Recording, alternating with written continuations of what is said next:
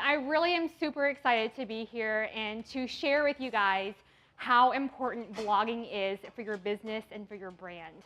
I know to a lot of you, blog is a four-letter word, but hopefully by the time you finish today, you'll feel very comfortable with it and really understand what it means to your business. Before we get started though, I want to share a personal story with you. So I came to my first NACE meeting about 3 years ago, and it was actually right here at the Crowne Plaza, believe it or not. And now here I am 3 years later presenting at the NACE meeting at the Crowne Plaza. So it's kind of like a full circle moment for me. So that's just something I kind of wanted to share with you. So if you like any of the things I'm sharing with you today, if you want to give me any feedback, please make sure and tag me on Facebook, Twitter, Instagram at Me Tampa Bay.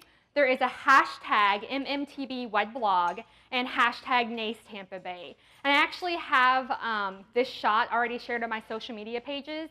So if you want to share on your social media pages that you're becoming a blogging boss, please go to those social media sites and feel free to share at any time. So what makes me the expert when it comes to blogging?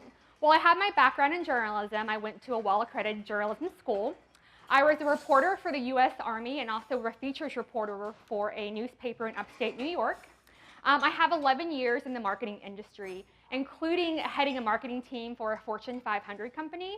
And I am the editor of Tampa Bay's top wedding blog, Marry Me Tampa Bay. In fact, Bay News 9 featured me about 2 weeks ago as being an expert here in the field on Tampa Bay wedding trends. So why I started Marry Me Tampa Bay? Oops. Why I started Marry Me Tampa Bay. So I was an 11-11-11 bride. In fact, Alan Skipper married me. But my wedding was actually featured on usatoday.com. And when I started planning my wedding, I knew nothing about the industry. I wasn't involved. I was as clueless as every other bride that walks into your office. But what I did is I spent a lot of time on national wedding blogs, researching ideas, looking at pictures, seeing the styles that I wanted. It was very natural, very organic, and I really enjoyed it. However, when I tried to start finding my local vendors, those blogs weren't nearly as helpful because those vendors are from all over the world. So when I turned to the local listing sites, it wasn't as organic as looking at the national wedding blogs. It was more of a listing site, and I had to do a ton of research, and I didn't really find that helpful because I was so overwhelmed. So I saw a need and created a solution, which was Marry Me Tampa Bay, which is going to be a combination of looking at all those pretty pictures that brides like to see, but when they see a venue on my blog or if they see a centerpiece or a photo, all of those vendors are local here to the area, so it makes it a very natural and easy way to find your vendors in a more organic fashion. So I want to talk about branding and how important branding is to your business. Now, a lot of people, whenever they start their business, or even if you're in your business now, you immediately start hitting advertising, networking, that type of thing. But you don't always think about your brand. And brand is so important. In fact, I want to share with you just how important branding is.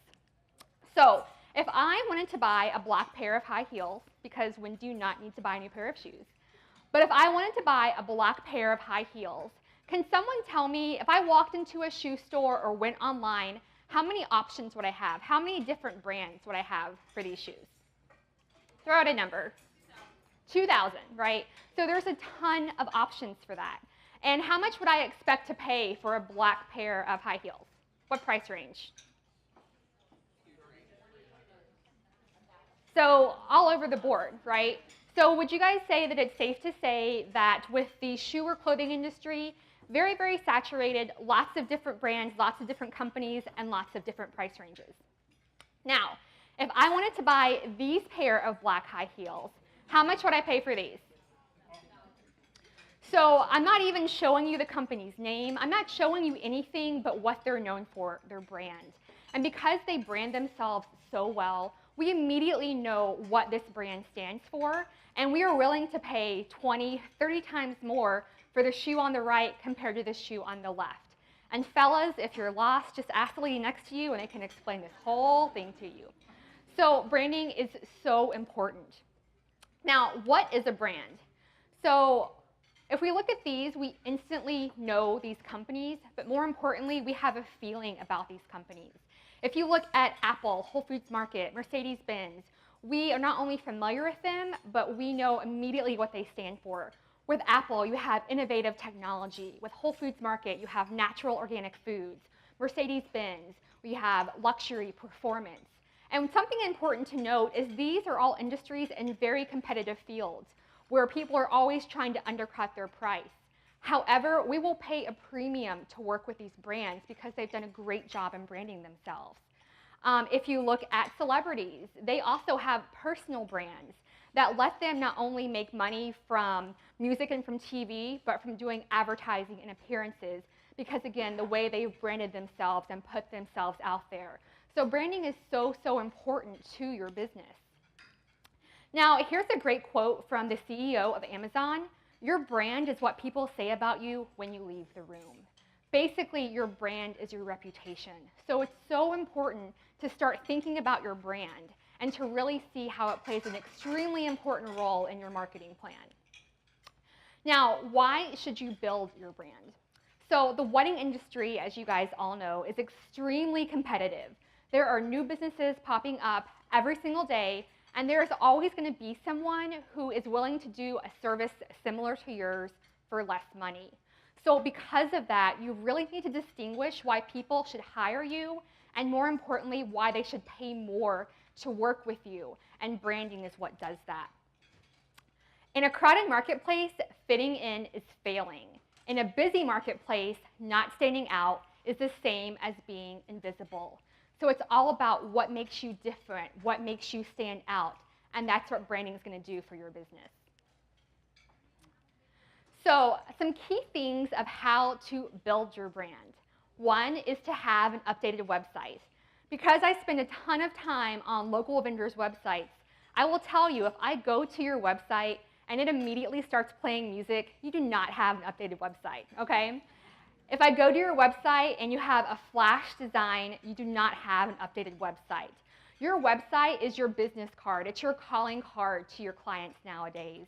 A lot of times they come to your website before they even meet you in person. So you really have to make sure that your website is representative of the level of the work that you do. You also want to make sure to have an updated logo with updated fonts and colors. Logos now are becoming very simplistic. Think back to Mercedes-Benz, to Whole Foods Market, Apple, a very simplistic logo. You want to have current professional photos. Nothing kills me more is to see vendors who I know do an amazing job, but the photos they send me are not professional. And it's so important to work with your friender photographers and get those professional photos of what it is that you do. Because not having professional photos is going to give off a different look for your brand. You want to make sure to come off as professional and pristine as possible. You also want to have an About Us page on your website.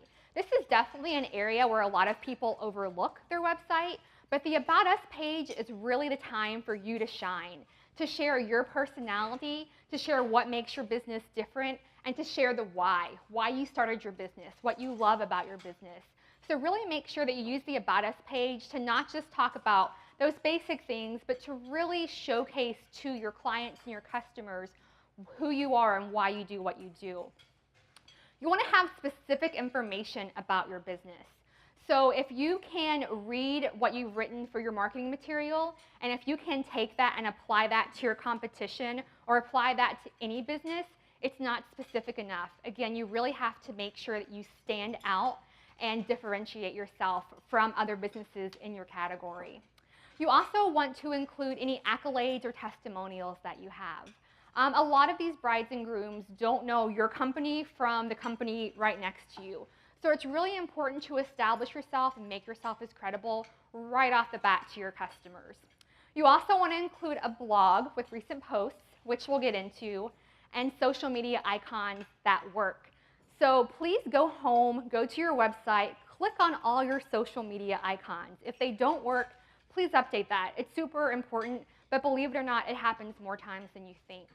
Whenever a new business reaches out to me that I'm not familiar with, the first thing I do, go to their website and see what they have on their website, and then immediately go over to their Facebook page and see how many followers they have. how recently they post, what they're posting. Because that to me tells me how credible they are. That to me shows how professional they are. And that's exactly what your brides and grooms are doing as well. So meet your new clients. So we've all heard of the word millennials. Millennials were born between 1980 and 2000. They are the largest generation in history with over 90 million of the population. And the average age millennials get married are going to be between 27 and 29, which is going to be a lot later in life than compared to the 1970s. But what's super important to know about millennials is the way that you market to them. Very, very different from the baby booming generation. So for millennials, they are spending about an average of 25 hours per week online. And that doesn't even include what they do at work. Millennials are always on their phone. They're always searching for things online. They are 44% more likely to trust experts. And I'm going to share with you guys how to position yourself as an expert in your field. They are over 200% more likely to be influenced by blogs or other social media sites. Just think about it. For those in the room who aren't millennials, the first thing you do if you have to research anything is go online and do a search. And that's exactly what your clients are doing today. So you want to make sure that you are in peak performance when it comes to making sure your website's up to date, your logo's up to date, your branding, your blog, your social media. All so important to reach your new client. Now I have a blogging exercise for you guys, okay? So I want everyone to just to stand up for a second. Stand up, stretch, let that food start to digest. Now do 25 jumping jacks. No, I'm joking. So everybody please stand up. All right. Now, if you don't even know what a blog is, then please sit down. If you have no idea what a blog is, then please sit down. And it's okay if you don't, that's fine. Now, if you know what a blog is, but you don't have one on your website, then please sit down.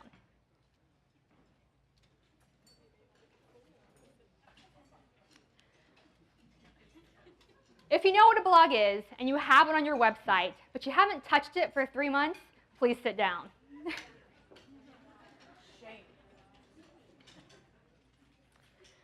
So if you have a blog and you've posted and you have not posted in the past 2 weeks, please sit down.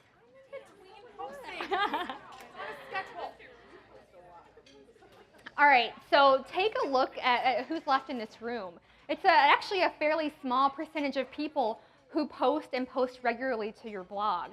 But for those of you who are doing it, you understand the benefits of it, or you wouldn't spend all this time doing it. So give yourselves a big round of applause for those who keep your blogging up. Good for you. So one of the biggest benefits of blogging is SEO. Everyone knows in this room, you have to have good SEO. You have to have good SEO. How to get there is a whole different story. But everyone knows that to do well online, you have to have good SEO. And one of the biggest benefits of blogging is to promote your SEO. Because if you don't show up on Google, then you don't exist. And that's the case for a lot of millennials. So for those of you who don't know what SEO is search engine optimization. It's a methodology of strategies, techniques, and tactics used to increase the amount of visitors to a website by obtaining high-ranking placement in the search results page of a search engine. So what really is SEO? SEO is if I go online to Google, I type in Tampa wedding venue, and your page shows up on the first page of Google, then you have good SEO. Now there's so much more that goes into SEO that we could talk about for months. But I want you to understand the basic fundamentals of SEO, and that's providing content to Google, and a great way to do that is through blogging. So how important is SEO to your business? Well, for my business, it's growing my business immensely. So this year alone, I've had almost 100,000 users come to Marry Me Tampa Bay, and I've had almost 400,000 page views. And those numbers up top are my % increase over last year. So blogging drives about 45 to 50% of my traffic through SEO. Google is my #1 referral to Marry Me Tampa Bay. And if you type in Tampa wedding blog, Marry Me Tampa Bay comes up #1 and #2 on Google. Style Me Pretty is #4, just want to say that. But So number 1 and number 2 on Google. But you're probably saying, you know what, Anna, you are a Tampa wedding blog, so of course you should rank number 1 and 2 for Google, right? Well, believe it or not, that's not what drives most of my traffic to me. I'm not a wedding planner, but if you type in Tampa wedding planner, my listing comes up number 3 on the first page of Google. And for my wedding photographers, how many photographers do I have in here? Raise your hands. Wedding photographers, you know how hard it is to rank on page 1 for Tampa wedding photographer, but we're on page 1 for Tampa wedding photographer. And if you even type in Indian wedding Tampa, we're on the first page for that as well, or the 3rd listing. And what's really important to know about this particular listing is this article is from 2012. It's almost 3 years old, but it's got me on the first page of Google, and people still find me from this post. So that's the great thing about blogging. It's the gift that keeps on giving. It's like passive marketing coming to your site all the time. Because as you guys all know, what's on the internet lives on the internet forever, but in this way, it's going to be doing that to our advantage. So I want to share with you the top 5 keywords that people find Marry Me Tampa Bay. So if they go online to Google and type in Tampa wedding venues, Davis Island Garden Club, wedding venues Tampa, Powell Crosley Estate, wedding venues in Tampa, Florida, this is all the top keywords that drive them to Marry Me Tampa Bay, believe it or not. So that just shows you how even blogging about other things can still drive traffic for you. And SEO is super finicky because Tampa wedding venues and wedding venues Tampa can actually provide you with different search results in Google. So again, it's a very, very technical, difficult thing to learn, but if you just start blogging and do some small tweaks, you can definitely see huge benefits from it. The single most important aspect of any website is its content. Content not only brings visitors to your site, it's the central component of your SEO. Google is focused on connecting their users with the most relevant and appropriate content. So not only does Google we all know how insightful Google is. They know everything about us. They know when it's your birthday, they know your search history, they probably know you better than your spouse knows you, right? So with Google, they are really in tune with making sure the content they give you is relevant content.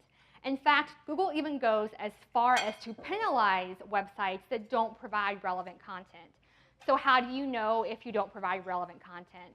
So if I'm a bride or groom and I'm searching Tampa wedding caterer, and I click over to your website and it starts playing music, so I immediately click back to Google. Google takes that immediate click off of your website and says, well, wait a second. If this person is searching and then they go to a website and immediately go back to the search results, that page was not what they were looking for. So we're going to ding that page and maybe move it a little bit lower on our scale. So it all goes back to content and making sure that whatever you're trying to rank for in SEO is going to be relevant to your searchers. So when it comes and ties back to how blogging helps your SEO, each blog post is a new page, and it gives you more words on your website, which gives Google more content to crawl or to search for, and that provides you a better chance of ranking higher. This study by HubSpot shares that businesses who blogged 16 to 20 times in a month got twice as much traffic as websites who only blogged 4 times or less. And for businesses who blogged at least 20 times per month, they had 5 times more traffic than businesses who blogged 4 times a month or less. And this is all a numbers game. The more you blog, the more information you're giving to Google to search for, which hopefully increases your SEO, which puts you in front of more brides and grooms, which is going to draw more visitors to your website, which helps you to book more brides and grooms. So again, I feel like a lot of people just think that blogging is pretty pictures, and ultimately, yes, it's a lot of pretty pictures, but it's really the foundation of your SEO, of your marketing plan, and of your branding. So some additional benefits about blogging. We discussed how it drives traffic to your website, but that also gives you opportunities to generate new leads. So on your website, you should definitely have some type of email capture. For mine, I encourage brides and grooms to sign up for my newsletter, and they input their email address. But that's a great way for me to continue to reach out to them, to send them a newsletter, to send them what's happening with the blog or new posts or things that we're doing. So you really want to make sure that you're doing that, because a lot of people may come to your website once and maybe will never come back again, but you have to stay in the forefront of their mind. And if you use WordPress, a great free tool to do this is called Lead-In. It's Leadin. I personally use Opt-in Monster, which is a paid service, but Lead-In works just as well, and that helps you capture their email addresses. Blogging also sets you up as the expert. We discussed earlier that millennials are 44% more likely to hire an expert, but you can set yourself up and position yourself as an expert. So you can do that through your blogging by just writing insightful articles, sharing advice to brides and grooms that they did not know about. And in turn, a lot of times your fellow wedding peers will say, that's a great article, let me share that on my Facebook page. Let me share that on my Twitter page. And all of a sudden, multiple people are sharing this, and it makes you look like the expert. Blogging also showcases your work. How many times have you done an amazing wedding, and then the people at the wedding saw it, and the vendors at the wedding saw it, but other than that, no one else saw it? You really need to make sure that as you're building your brand and trying to show brides why they should hire you and pay more to hire your expertise, you have to showcase what you do and let them know exactly what type of work you provide. Blogging also keeps visitors on your site longer as well. So if a bride or groom comes to your website, they're probably going to look at your services, look at your pricing page, maybe flip through your portfolio. But if you don't have a blog, they really have nowhere else to go, and they're going to click off and do the same thing for someone else's website. But if you have a blog, they're going to go on there and start reading your posts. And if you have more posts, they're going to start reading them. And next thing you know, they've been on your website for 10 or 15 minutes, and maybe they don't want to go look at other websites. Maybe they're done searching for that day. So blogging keeps visitors on your site longer. And if you blog twice a week, every other week, whatever it may be, that encourages people to come back and to see what's going on. So blogging is really, really important for keeping people on your website, but also for bringing them back. And a big benefit of blogging that people do not use is whenever they share on social media, a lot of times they're share great pictures, but there's no call to action to draw people back to your website. So if you share a picture of a wedding you recently did, share that great picture and then include a link to your blog and say, hey, see the full wedding on my website. And all of a sudden, you've got people onto your website, you can drive traffic, generate those new leads. So make sure that whenever you're sharing social media, that you try to attach some blog posts so people click on that and read more. Oh, and one thing to add too, Google likes it when you share a lot of things on social media. Yes? I'm sorry for interrupting, but when you share on social media, do you think it's better for us to share the link to our blog or to our website? To your blog post. Because if they see a wedding that they're like, oh my gosh, that is the look I want to go for, but then they get to your website, they're going to say, well, where'd that wedding go? So share it specifically to that particular picture, whatever you're sharing about. But talking about sharing, Google really likes it when you start to have a lot of interaction on social media. So if you post a wedding to social media and it has a link back to your site, and you share it, and then all of a sudden the bride shares it, and they're really happy, and then the mother of the bride shares it, Google is saying, oh my gosh, well, what's going on? All these people are sharing this post and clicking on this link. Well, that means that there must be some great content here. So let me kind of ratchet this website up in the world of SEO land. So social media plays a huge, huge role when it comes to your SEO. So one of the biggest complaints I hear from people when it comes to blogging is I have no idea what to blog about, or I hate writing. So my answer to you about if you hate writing, if you can write an email, then you can write a blog post. And I know you guys can craft thoughtful emails because that's how you communicate with your brides and grooms.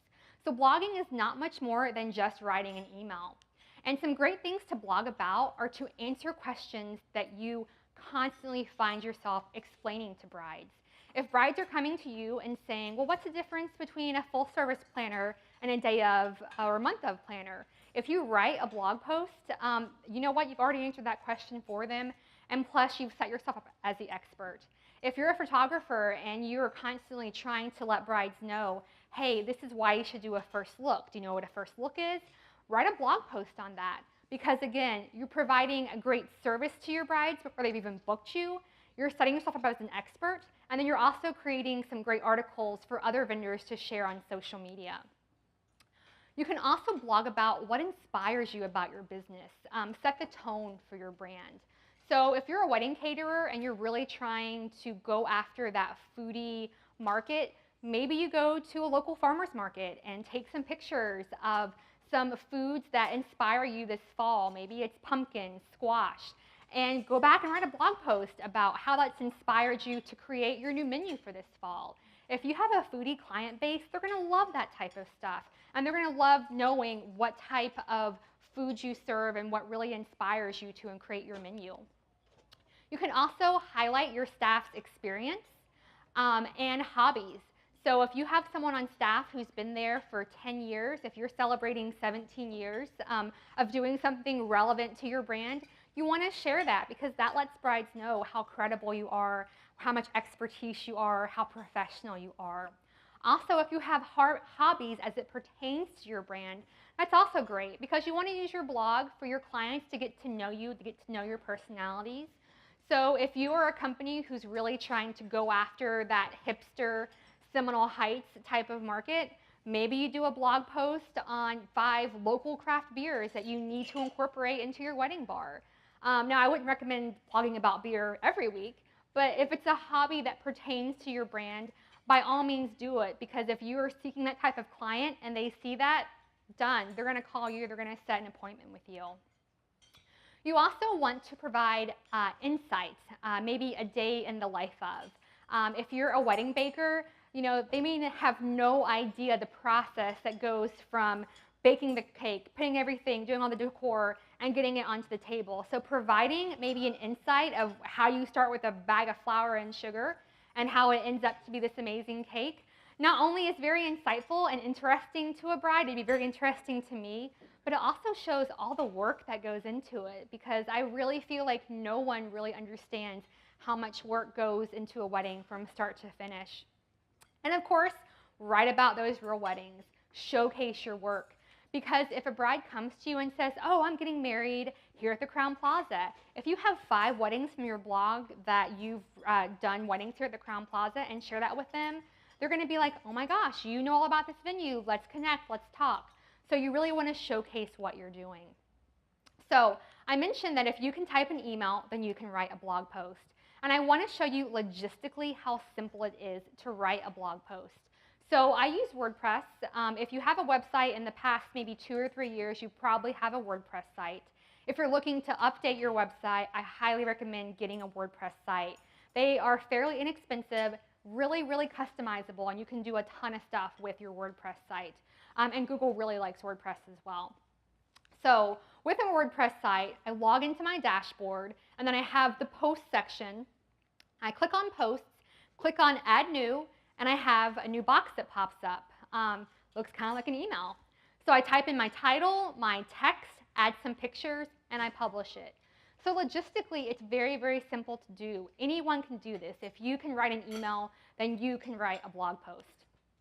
So I want to go over some examples of great blog posts from your local vendors just to kind of inspire you about getting your blog going.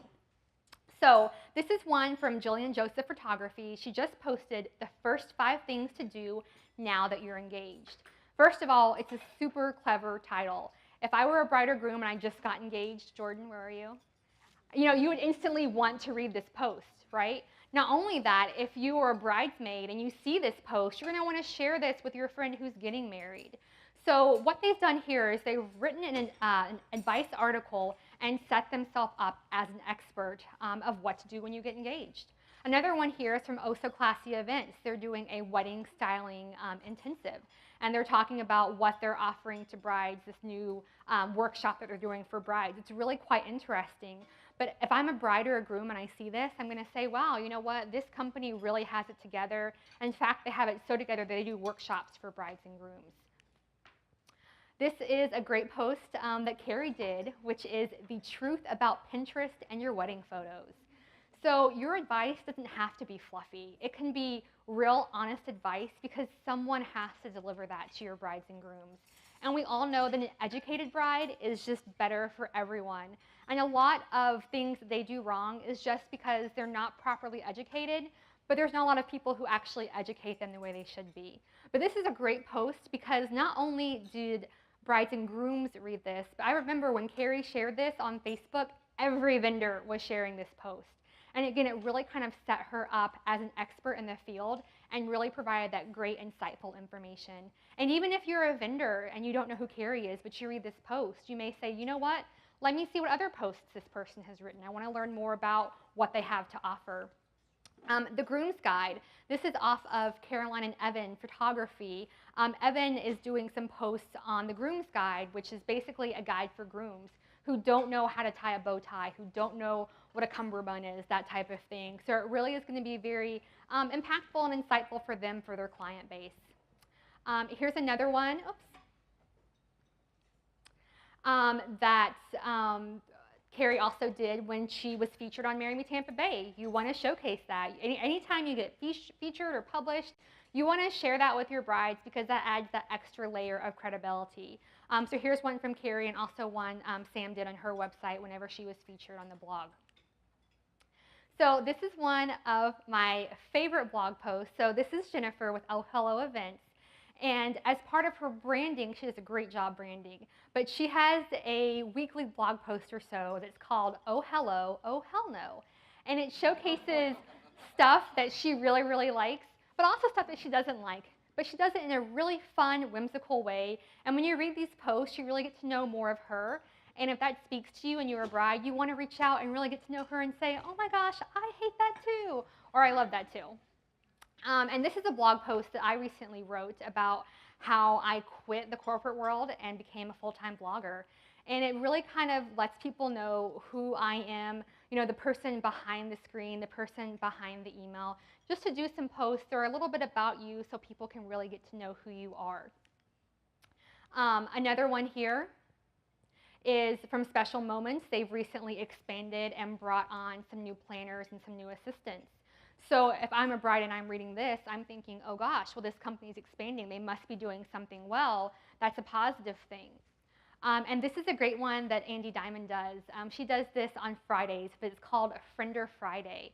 This is an ingenious blog post. She works with and blogs about different vendors that she works with. And what's so great about this is Andy's not promoting her business at all on this blog post. It's all about promoting this particular vendor. And what's great about this is I guarantee you this vendor has shared it on their personal website and their business website. And all this traffic is going back to Andy Diamond Photography. And not to mention, it also builds great relationships with your vendors because that's really important to do. So good job with that, Andy. Now, another great example of a blog post, this is one, Lisa Auto Photography. She attended one of our networking events, and she blogged about that, all the different people that she got to meet. So that shows that if a bride goes to this and they say, oh my gosh, well, I'm working with that florist, it kind of gives you a connection to that particular couple. Not to mention, I've personally shared this a ton of times whenever I'm trying to showcase some different things that we do. So before I wrap up, I want to briefly talk about how to get published on top wedding blogs. Because not only is it important to blog for yourself, but it's also important to get your name out there and to have others shout your praises and tell what you do. So please help us help you. So here are some things you want to pay attention to. So first, determine the blog style and make sure it's a fit. If you have a real kind of alternative Ybor City type of wedding with a lot of tattoos and purple hair, you're not going to want to share that on a blog that is very prim and proper and all about pinks and blushes. So make sure that the blog style is a fit for the wedding. You also want to read the instructions on the submission page.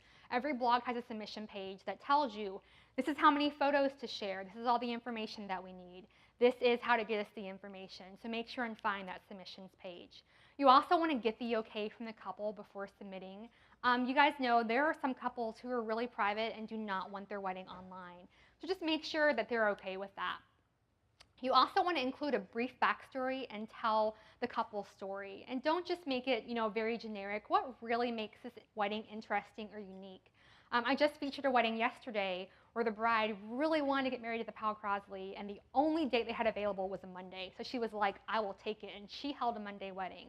And that's what I led with when I wrote the story, is how much she loved her venue, that she would have her wedding on a Monday.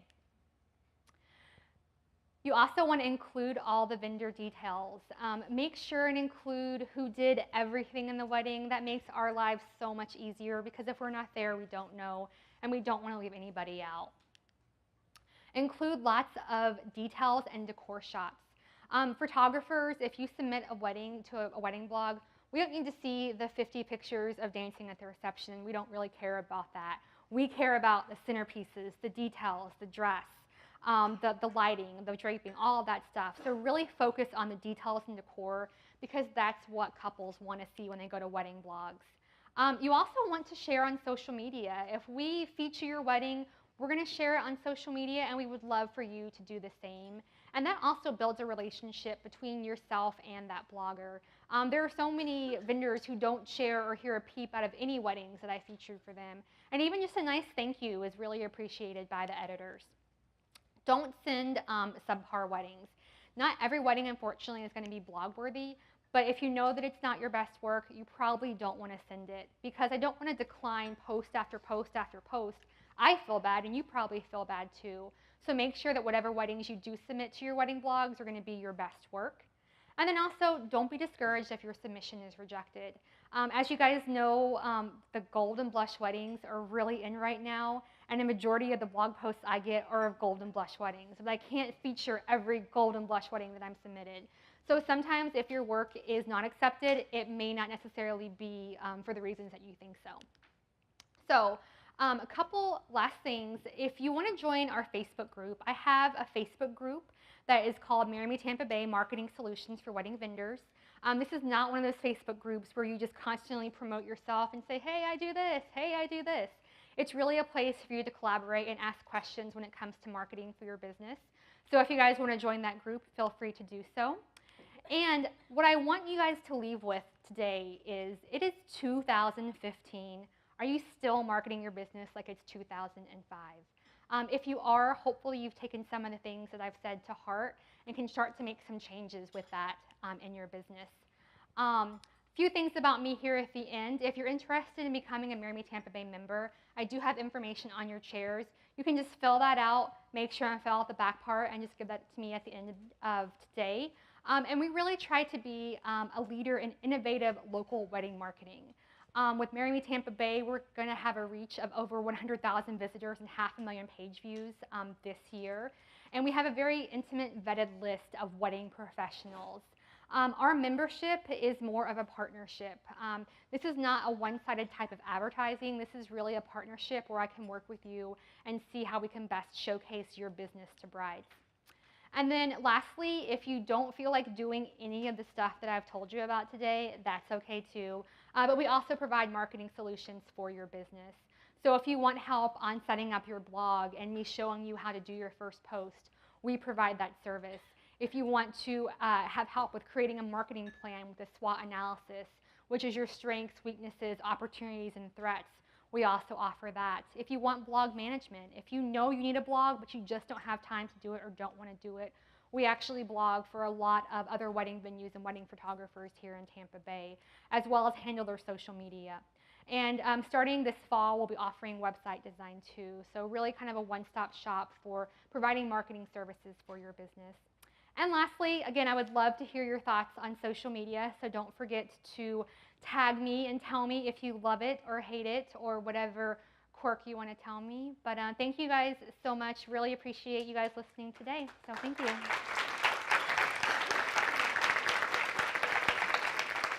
that it?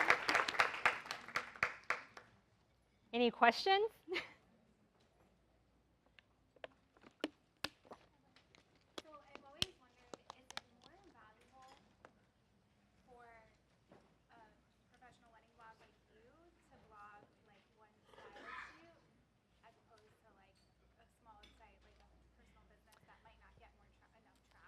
So I think Jen's question is, should you have a big blog it, or a more local niche blog? Is that right?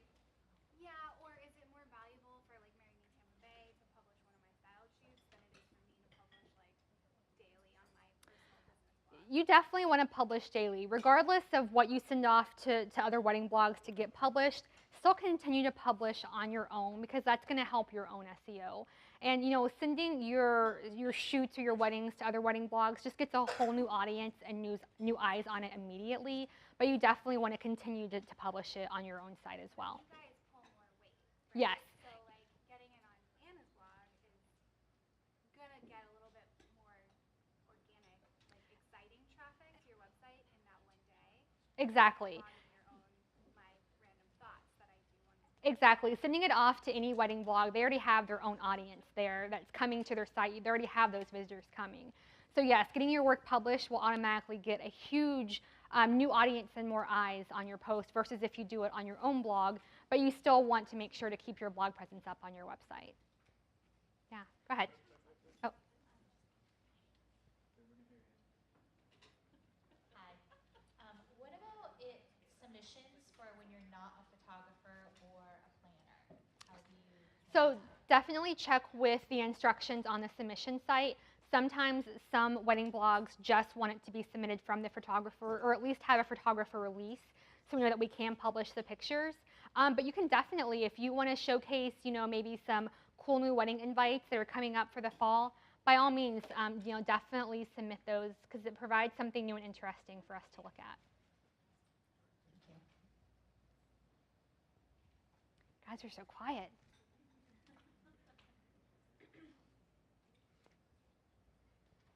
Hi, Anna. As you know, we've talked about updating websites and such, and the one concern I had, and I actually heard this from somebody who is as inept as I am in all of this, that if you have had a long-term website, so you've had it for many, many years, that you can actually lose some Google presence by changing your website. Is there any truth in that? That's absolutely true. Basically, if you take your website with the same domain and just change it, you can definitely affect your Google rankings. But it's also something that you have to do too. Whenever you move out of a house and move into a new one, it's a lot of new work, it sets you back, but it's something that sometimes you just have to do. So even though that will happen, it's more important to get that website out there that better represents your brand and is more user-friendly and able for you to control more things, than to just wait and keep your old website there and to be really outdated. But it will affect your rankings a little bit. All right, anybody else? If not, please come and see me after. I'm happy to answer questions. And thank you guys so much again. So.